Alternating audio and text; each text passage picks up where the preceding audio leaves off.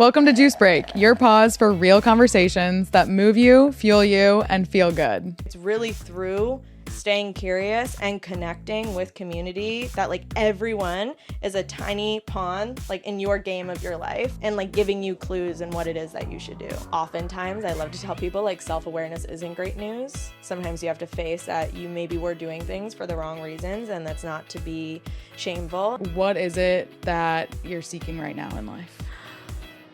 Today's guest is one of my favorite people to move, dream, and create with, Sydney Berger. She's a dancer turned yoga guide, holistic hype woman, and founder of Welera World, a space where wellness meets magic. Her mission, make wellness feel alive, joyful, and anything but restrictive. Sydney has led hundreds of classes, hosted retreats, and events that unite people through movement, play, and connection. In this episode, we talk about the feel-good habits that keep her grounded, her anything is possible mentality, what she's currently seeking, and the magic she creates when guiding others in movement.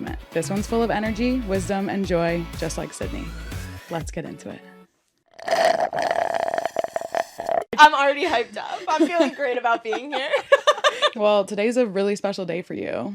Because it's Wellness Wednesday. Thank you for understanding. Thank you for knowing that. That is like why I wanted you to be on the podcast today, because you have this ritual around Wellness Wednesday that you have created a movement behind on your social media. What does Wellness Wednesday mean to you? There are no rules on Wellness Wednesday. It's just you being filled with joy and being happy and whatever that means, but making sure that there is like a blip of your day that is solely for you and not for anybody else. Balance is very key in your life. What is living well then to you today? Today, it was different because I taught at 7 a.m. So this morning I made sure that I woke up with enough time to do my practices. I was just sharing with a friend before this that I got a new sadhana practice from my teacher, which sadhana just means a morning routine. It's a very specific set of breath work, meditation, chanting. Then I taught a really amazing sculpt and breath work class. The energy was just so good, and I'm really grateful for that community that I get to teach. And then I went home and I ate breakfast and I laid on the couch and I posted about it on social media. You also recently came back from Costa Rica, and you were telling me recently how you are dedicating this chapter of your life to being a spiritual athlete. When you talk about balance and you talk about this spiritual athlete kind of mentality, athletes, they take their life very seriously. Something that I admire about you is just your routines, your rituals, the habits that you create. So when you came back, I was like, what possibly more could she be like adding on to her routine, and what new habits is she instilling as a spiritual athlete? Walk me through just that whole recollection of like, I'm coming back and this is what I want to do with my life. And then what does that look like? Do you have a regimen that you're sticking to? Yeah, I think it really started because there was a realization we had. The retreat specifically was called Earth Mystery School, and the whole point of the school is to bring people back to their true spiritual nature, and that we all are spiritual beings. And so sometimes, as I would also identify as a spiritual girly pop, we can get almost too ethereal. We can get like lost in the sauce of just wanting to sit and manifest and meditate all day. And so me and my teacher were just talking about the fact that like we have to take this seriously. This isn't just stuff where we get to mess around and be like, yeah, I want to make people feel happy, or I want to make people feel well, but the earth wants you to be well first. And so to really understand that like that's the job. That's the real job before any of my other vocations, careers, anything comes, is I have to actually physically embodied wisdom within myself of what it means to be well. And I recently was diagnosed with ADHD from another spiritual girly pop, and we decided to call her Glitter Bitch. And my Glitter Bitch would be like, no, I want to do this wellness routine now, I want to do this. And there was no sense of actual structure. And I think there's something really freeing in structure. And I think if you see it from, this has to be like this is hard, this is that, then it feels that way and it makes you feel like stuck or small. But when you see structure as it's the things you actually need to be free and flow, and that's what I need, because otherwise Glitter Bitch has the keys to the car and she's running around all day doing all these things with energy leaks, and all of my teachings, my work gets diluted in the fact that I'm diluted in me. So the routine now looks like we start work at 9. Before that, you get to be flexible with how when I want to wake up. But wake up, some type of morning movement in the morning, some type of meditation, some type of breath work, journaling, reading. Then you can get to work, go to the locked in factory, live your best life as much as you want through the day. I'm personally a person who likes to like go, go, go. I don't think I do well with like little pauses, but if you wanted to add a little pause, you could. And then you are clocked out 8 o'clock the latest. Like, get off your phone, do absolutely nothing on social media. And I'm currently trying to learn Spanish, which is really exciting because I also loved Costa Rica and big into, respecting where it is you want to travel to and be often. So Spanish lessons at nighttime, and a nighttime reading. Love that routine. Thanks. Love that routine. If you had to pick one of those habits that are like a non-negotiable for you, let's say everything else is going away, what's a non-negotiable, like happy human habit that you would take with you till the day you die? It would be movement. Truly. I think moving is the most important thing you can do for your life, because I would then also put meditation under the umbrella of movement, and like movement can be a meditation, at least for me, and I know for so many other people and my students. And there's something about the energy that you create by moving your body that then fuels the rest of your day. So without movement, I feel like everything else is kind of just, again, you're back in that stagnant, stuck, just like apathetic sensation. You talk about being very structured and very rigid in those practices, and like these are non-negotiables for you to wake up and respond to. Do you still allow for flow in your day? When you talk about frictionless living, where does that come into play, and are you still playing? Yeah. Always playing. Play tattoo. And frictionless living was something I actually got from you, and it's something I'm really inspired by you. I don't know, whoever knows Hannah personally knows, like, she has this brilliant way of just letting things roll right off your back. Like, there is nothing that you get stuck in the eddy or loop in. It is just like, yeah, this happened. Okay, what's next? And you don't have expectations. And so when I think of allowing play into my life, it just looks like, wanting the structure and creating the structure for myself to succeed. But if I get a random call and like that throws off my routine, I don't then get stuck in the pattern, in the loop of like, I didn't have time to do that. Because then at that point, like, the structure is no longer helpful for you if you're so attached to it. The whole point of anything when it comes to whatever spiritual practice you practice is about setting yourself free. And so if at any point the practices that are designed to set you free are actually keeping you stuck in some way and in some stress, then there's absolutely no point in you doing them at all.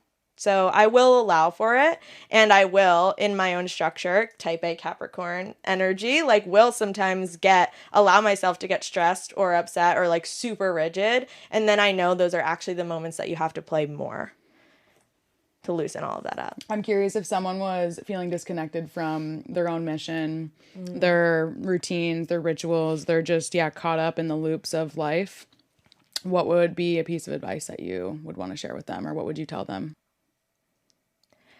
I think I would ask them what they're passionate about and what it is. Like, when's the last time they feel like they really, truly felt joy or freedom?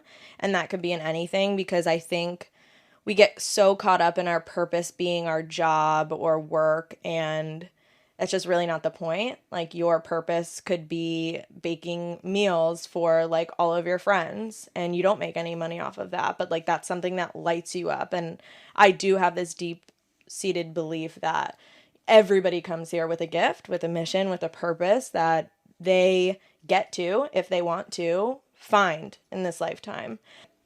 I think it's a really beautiful thing to understand, like, do something from passion first, rather than constantly seeking the things that, like, what is my purpose? What is my purpose? Because then we get grabby and we don't really understand that you don't actually need meditation. You don't need breath work. You don't need yoga to find any of these things. Life is literally designed to be a living school, a classroom. And so just go outside and like try something. Go see what posters posted outside your house. If you live in LA, there's thousands of events happening every day. And if you don't know where to start or how to find your community, or like, just start. just go to those things. I was like, when I first started getting into wellness and spirituality, I had like no friends. I was like crying to my boyfriend at the time, being like, I don't know what to do with myself. And then I went to Plunge Club when it first started, and I met now, yeah, like 4 of my very, very best friends at that very first event, but I like went alone, and I was just so nervous going into it. And I remember being like, this is so weird. Like everybody here, pretty much everyone was like with someone else. And then my best friend Gabby was there, and I was like, are you alone? And she's like, yeah. And even she tells me, she's like, yeah, I thought you were fucking weird. Like, but then we became best friends. And like through that, through conversations with her, and she would share with me people she was working with and things she saw people doing. And she's like, maybe you should try this. And then I tried that, and I started hosting free events, and she came up with a name for it. And so it's really through staying curious and connecting with community that like everyone is a tiny pawn like in your game of your life, in and like giving you clues in what it is that you should do. So true. Yeah. Yeah, I feel like for me, I will book something even though I'm scared. Like, I'm just going to do it. I'm just going to book it. And once I've like paid for something, or I've invested my energy into it, and I've said out loud, like, I'm going to this class, or I booked this thing. And then I feel like I have to do it, where it's like sometimes the past me does stuff for future me. And I don't know if you can relate to that, where it's just like the do it scared mentality. And it's like, I'm just going to do it anyway, because I know what's on the other end of it is going to make me feel good. Even if I don't want to do it right now and I sign up for the class. I'm like, oh, I booked a boxing class for next Thursday. I told the instructor I'm going. I have to go now. Yeah. I think you're a really good example of that, because I don't know, would you say that Hannah a year ago would think that you'd be sitting in LA right now doing any of this? I had no idea where I was going to land a year ago, for sure. You know, I just embarked on my solo nomadic journey of travel.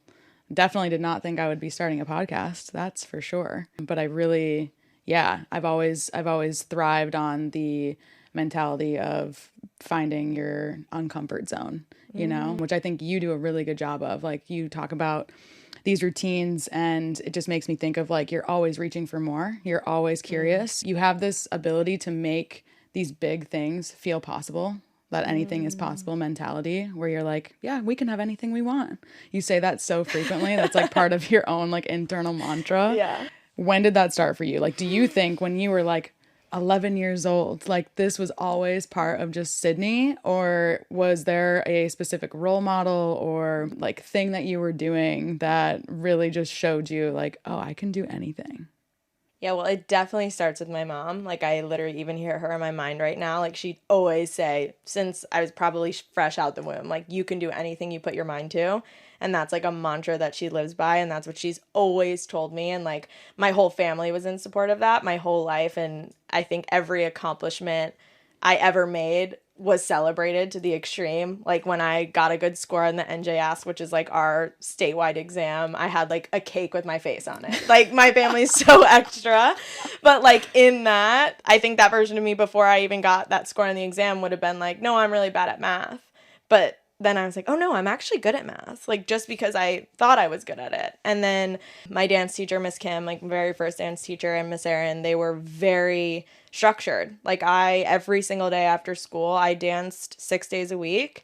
And for 5 of those days, it was for like 4 hours after school. So I'd have to be structured. Like, I'd come home and I'd do my homework and I'd eat, and then I'd go to dance, and I wouldn't get home till 8:30, 9 o'clock at night, and then I'd eat and then go to sleep and go to school and do it all again the next day. And I think through that, like, before I started dancing, I was not a good dancer. Like, I have some amazing dancer friends who I'm like, no, you were born to do this. And I say this, actually, I think with a lot of the skills in my life, I've met people who I'm like, you're born to do this, right? Like, they're naturally gifted.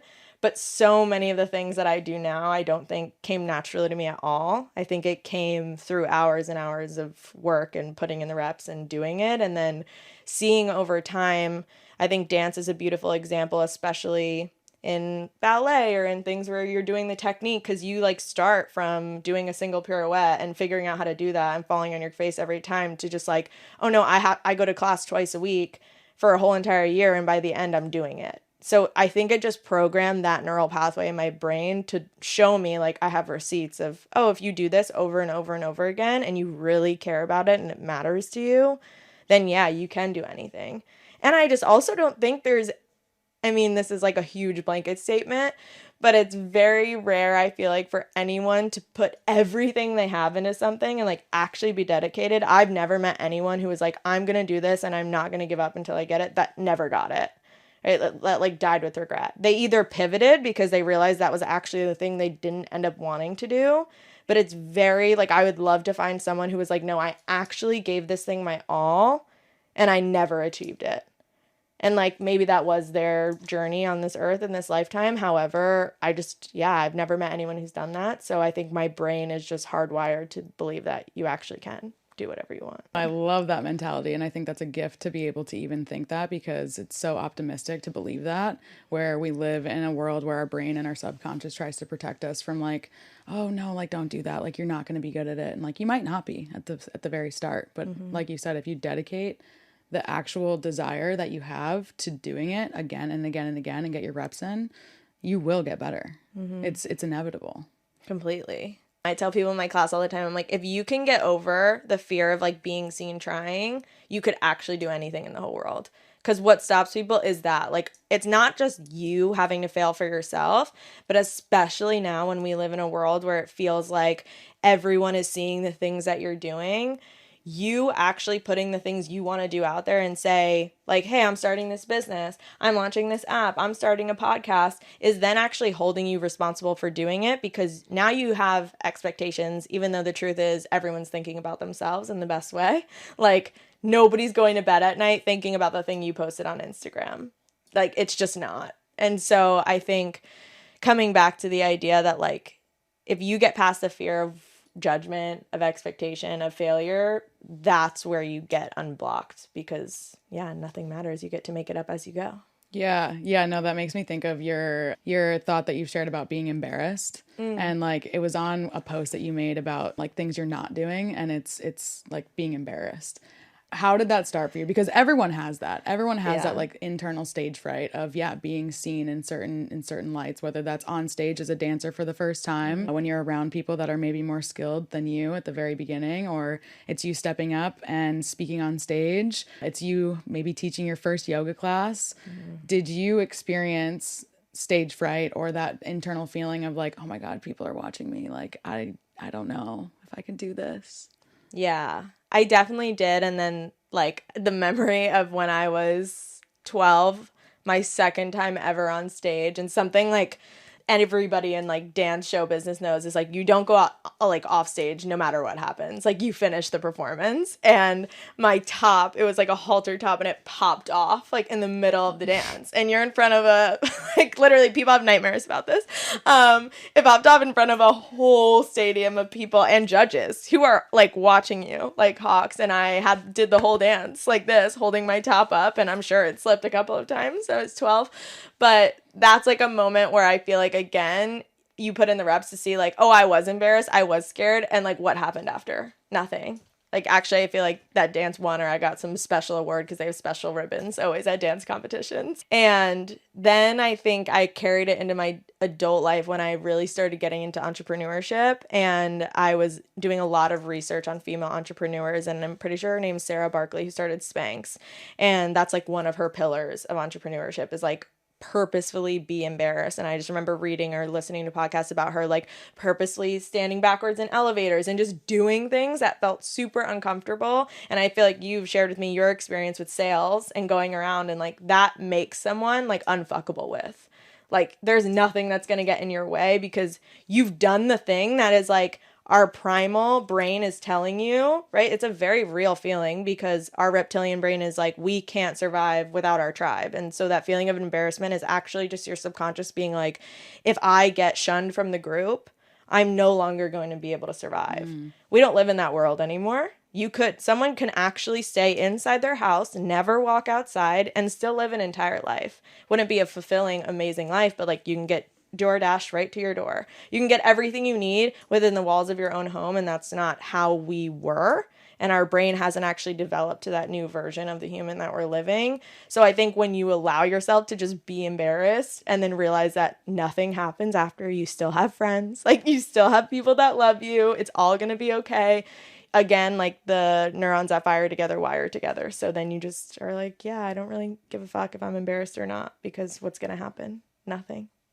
When you taught your first yoga class, which I'm curious to even go back a little bit on, like when you realized that I want to make a pivot from dance, because you were talking about pivots earlier and knowing when something isn't for you anymore. However, dance is still very much part of who you are. When was that pivot for you to go from dance to yoga? I'd say the official pivot was like in 2022. Through dance, I had found yoga at a very early age. My dance teacher made us start doing it so we wouldn't get injured. And I just started doing it again weekly, putting in the reps all the time. And through that, I was realizing just a shift in the way that I would show up in the world. And like my friends would be like, why do you think like this? Why are you acting like, and I realized it was because I was doing yoga every week. So that was something, it was already like in my field. However, I was so hyper fixated on, I need to be a dancer, I need to be an actress. And so it was the only thing I knew really well. So I moved to LA to do that. And then I was in the process of making my actor's website. And while I was doing that, one day my computer just completely died. Like nothing happened to it. I'd set a date that I was like, these 3 days I'm locking in, I'm getting this done because I've been putting it off.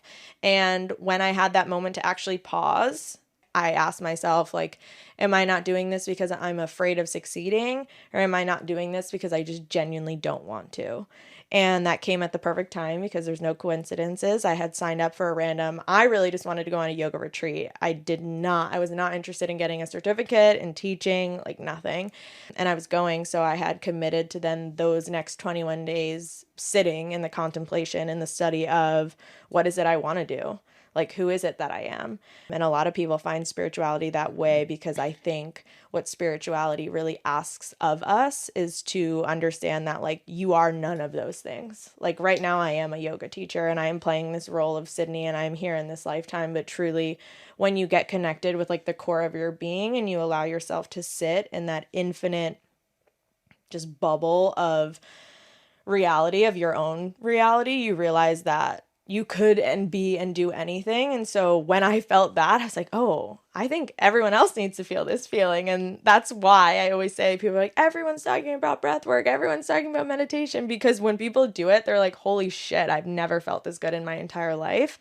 And when you experience something, when you can speak from experience, all you want to do is share it. So at the end of not even at the end, she had us teach our first class, and my teacher Sonia is the best, but I remember like none of us had even taught a singular yoga class in our whole life. And after 5 days of just being there, she was like, okay, you're going to teach a 45-minute class now. And we were all freaking out. Like I was like sweating, and you're in a room of 12 people. Again, like the stakes are so low, but your brain decides that it's so high. So we had taught our first class, and she always said, like, the fear is always going to be there, do it anyway. And that's like the kind of do it scared mentality. And so I remember preparing for it the night before, and we were in the shower, and I just had my headphones on, and through my dance background, because everything matters, like everything you do is just leading you to do the next thing even better. And I truly believe that. I was kind of flowing through the sequence, and I just started like crying because I just remembered what it was like to like actually feel at home in your body and feel at home with what it is you truly wanted to be doing. And I just knew like I couldn't look back. Like I saw something that I couldn't unsee, and I felt something I couldn't unfeel. And I talked to my teacher the next day, and because I had originally come with the intention of like not wanting to be a teacher. And again, I think it's important that we allow others to witness us in the things that we want, so that they could support you in getting there. Because yeah, you can do it alone, but why the fuck would you want to? So I just expressed to her, like, I think I actually want to take this seriously and become a teacher. And so if there's any notes, anything you would give me, also, like, I had hardcore teachers who would tell you, like, what was wrong, what you could do better. And I think feedback is the best thing in the world. And so, yeah, then I pivoted and I just came back to LA and I started teaching. And I'm also a believer, when you are on a path that is supportive for you in this moment, it doesn't have to be forever. Doors will open. And I had amazing people in my life just come through with opportunities for me to start teaching right away. And I was teaching to like 2 students 4 times a week for 6 months. Like, it wasn't something where I was like, I came back and I know I'm amazing at this because all these students know. Like, I had no students when I first started. But through doing something over and over and over again in a very low stake environment, I was able to hone in on my own practices and like go take from teachers that I was inspired by. And I'd always be so creepy, like taking notes in the back of their class and like studying what it is that people loved about them. Because if ultimately whatever you're doing, I think deserves to be treated seriously and like an art, and everything's an art, whether you are creating a brand or having a podcast or literally making dinner for a person that you love. Like it's all a piece of artwork, and we get to just like play in it like that. Yeah. Yeah. Momentum is so important too. Like coming back from it, getting just your reps in right away versus like stopping, not doing anything with it after you got back from those few weeks in Costa Rica at yoga teacher training. If you would have done nothing, that block coming back, that thought of like, oh, should I really do this? And just those fears come in and they creep in so easily, where getting into it right away, whatever the practice is that you're doing, I think is so important to just like keep the momentum, build the snowman. Like once you started doing it, like for me, when I was doing sales and going door to door, instantly translating that to then being this CEO of my like random school project. And then through that, I'm like, okay, great. Now I'm signing up for a pitch competition. It's like, you just have to keep the momentum of whatever it is that you're passionate about and you know that feels aligned in that moment. Because like you said, it might not be forever, but like, I'm just going to be curious about whatever it is now and lean into it, get my reps in. And I think it's also important, like you said, to have that support system around you and know that people that have done what you want to do want to see you succeed. They want to help you. They want to give you feedback. You just have to be open to asking for it. Like mentorship is right around the corner if you just ask the person that you want to be like. Yeah. So I really love what you shared there. And going back to like being a lifelong learner, because you ultimately had this spark of, I think I want to go to do this yoga teacher training. I don't even want to be a yoga teacher, but I just want to go do this thing. And you're always seeking something. What is it that you're seeking right now in life? I think I'm seeking what it means to steward a mission in a mature way, if that makes sense. I think that especially being in LA, I had to get really real with myself in the last retreat that I went to and asking like why I was behaving the way I was and why I was wanting the things that I was wanting. And oftentimes I love to tell people like self-awareness isn't great news. Sometimes you have to face that you maybe were doing things for the wrong reasons, and that's not to be shameful and what it was, but to just acknowledge like what is the intention behind the action, because oftentimes like our intentions and our actions don't come together. They're like become two separate entities when they should be one fluid motion. But it's the most natural thing in the world to be human and to get caught up in the hustle culture. And so I think for a moment I was wanting expansion for the sake of expansion versus expansion for the sake of service and what it actually means to be in service, because there's so many people doing what I'm doing who I even had to have mentors. And then when I work with them and you kind of see like the behind the scenes of what their life is actually like, I was like, oh, like this version of them is not matching up with the reality of who they are. And so I know that there's a mission and things that I want to bring out into this world, but I really want to do it in a way that is in service and not for self-seeking validation or for money or for all of these things that I know when I started this journey were not the reason that I was doing it. But it's very, very easy to get caught up in just the culture of wanting more. We're humans and this world is built on more, and bigger is better and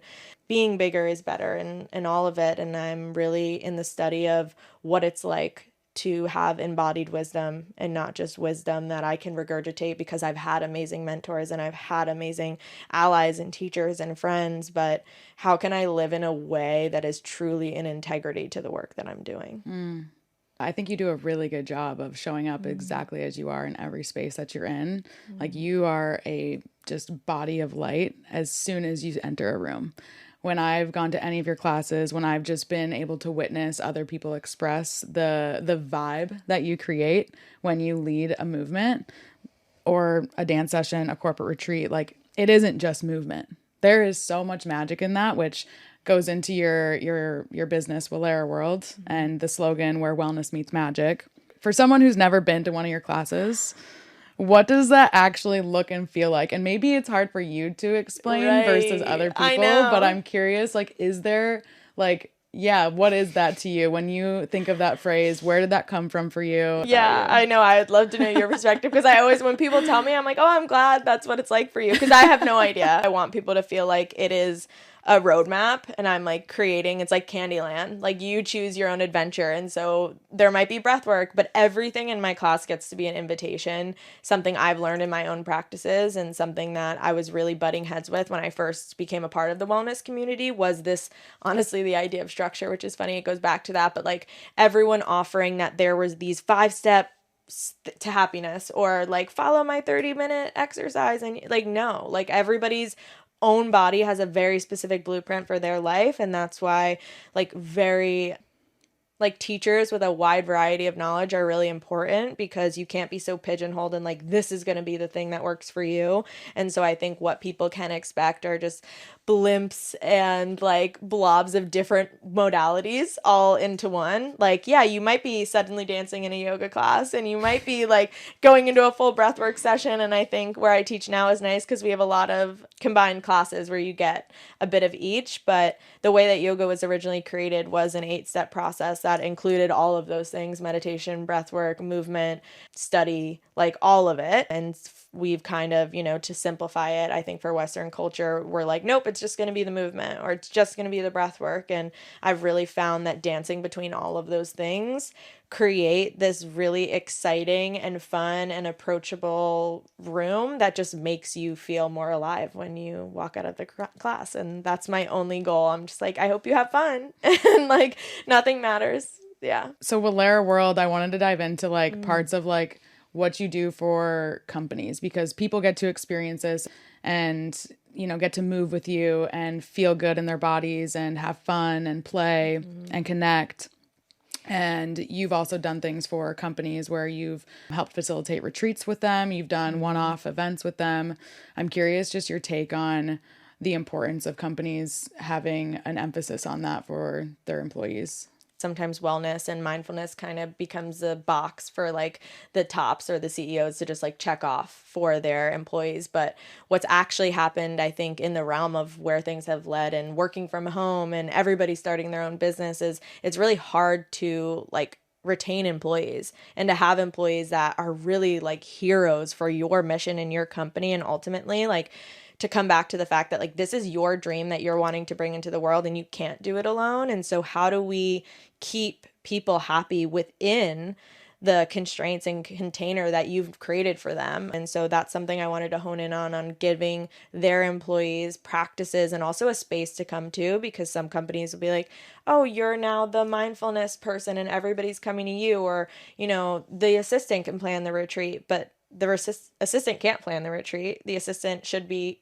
participating in the retreat. And so what I really am interested in doing is these immersive experiences for companies to go off site and to not have to worry about a thing, and it's full service and I can facilitate all the things. I can call in other facilitators and create something that has lasting change, because I've talked to a lot of, like, luckily in LA we have a lot of friends who own companies and work for companies, and they talk about these offsites and spending tens and thousands of dollars on these people, and when I ask them like, oh, what are you taking away from it, the answer is oftentimes nothing, because people get really good at one thing and they forget what it's like to actually create a transformative experience that creates lasting change in people. And so whether it is a one-off, like when I remember I went into Netflix and did like a one-off sound bath with them, but then through that, these people now have takeaway practices that they can do sitting at their desk. And we talk about that in these one-off experiences. So it's not just a one-off experience. It's not just something you come in and do once and feel good,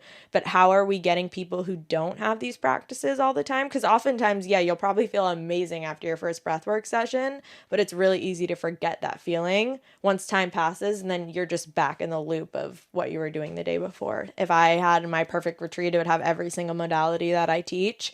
And then on top of that comes in the personalization process of what is the actual purpose of this, because then each modality gets to be tailored to what it is someone's hoping to feel or what the intention is. And so ultimately each retreat in itself, whether it's for a corporation or for myself, has its own theme and own intention. But if there's something that just doesn't make sense to do, I'm not stuck to like having to practice it because it's just a part of my practices. Okay.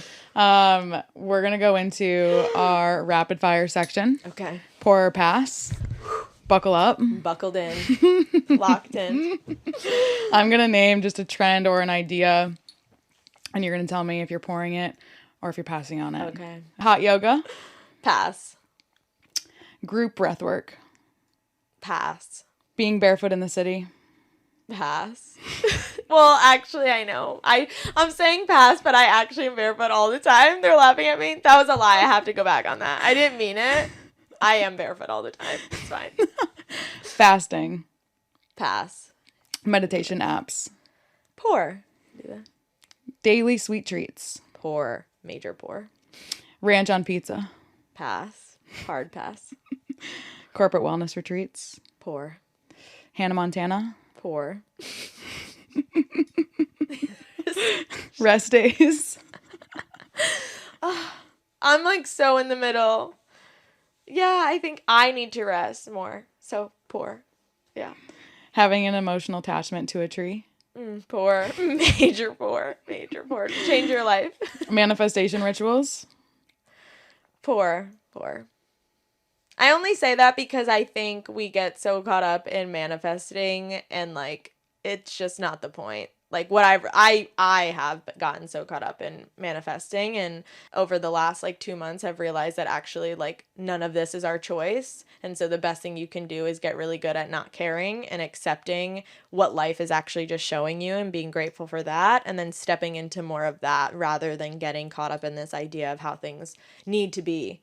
Because if we are magical beings and you can manifest anything you want, but many times when I've actually manifested the thing that I wanted, it wasn't actually the thing that I needed at the moment in the time. So yeah, just like stop fucking manifesting and live your life and let the universe show you what you need. So pass. Solo travel. Pour. Health trackers. Pass. Dances cardio. Oh, pour. To close things up, we always end with a little juice drop. Love. So a little wisdom, little mantra, little intention that you want to leave either yourself with or the audience with. But what is something that you want to share? Something I heard recently about finding your purpose is taking your passion and then deciding how it could be in service of others. And through that discovery of how can I do something I love in service of others, it actually becomes your purpose. And we get so caught up in our minds of like, this has to be forever and this is our thing. But to think of everything as an experiment, that life is a living lab and we just get to like, see what happens if I do this, and let's see what happens if I go there and talk to that person and find that out. And so if you want to start something, just to start it. And maybe that was like 12 juice drops in one, but that's it. There's your juice drop, Thank folks. you. Sydney, thank you for being here. Thank you for yapping with me. Everything about you is just the epitome of what bringing the juice is. 1% better. You really are a walking version of our core values here at Seek and what Juice Break really stands for. So you can find Sydney on Instagram at Sydney R. Berger and through WeleraWorld.com if you want to get on her wait list for one-on-ones, or if you're a brand and you want to host a corporate retreat, go hit her up. Keep up with her events, classes, retreats, all things her on her Instagram. And if you love this episode, share it with a friend. And that's a wrap. That's a wrap. See you next time. Juice Stay break. juicy.